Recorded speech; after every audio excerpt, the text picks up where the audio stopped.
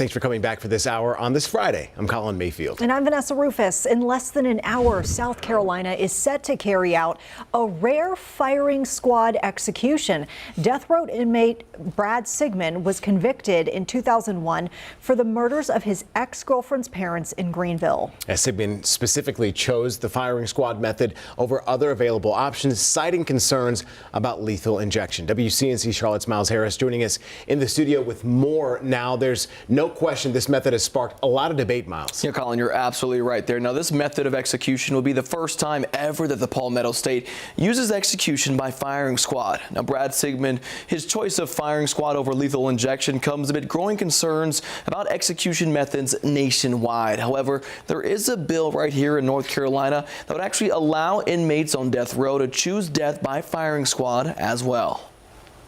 When Brad Sigmon faces the firing squad tonight, it'll mark the first firing squad execution anywhere in the U.S. in 15 years. If they want to carry out executions, then they need a viable method, and firing squad, frankly, is easy, it's fast, and it's very quick in terms of how quickly your death comes.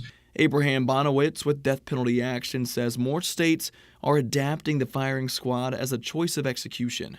Idaho just passed legislation to make firing squad its primary method of execution. So it's going to be the first go-to.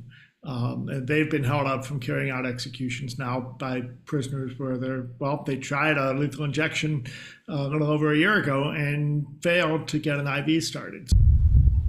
Execution by firing squad now being discussed within North Carolina's General Assembly as well. Now, the bill would allow both the firing squad and electric chair. Right now, the state only allows lethal injection.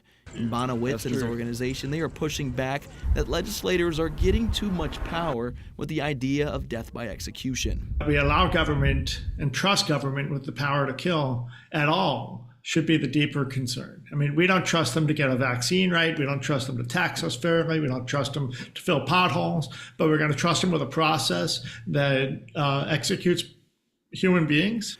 Bonowitz says death row can drag out the process for both the inmate and the victim's family. That's the extra torture. We're not just putting a prisoner on death row and that person's family. We're also putting the victim's family on death row in a way, forcing them to wait. Colin, Vanessa, Sigmon will be actually the fourth to be executed by firing squad since the country reintroduced the death penalty back in 1976. Meanwhile, in North Carolina right now, there are currently 123 people on death row, and the last time the state actually carried out an execution was in 2006. Guys. You're right, Miles. Those three other executions by those inmates all happened in Utah, so this is the fourth one.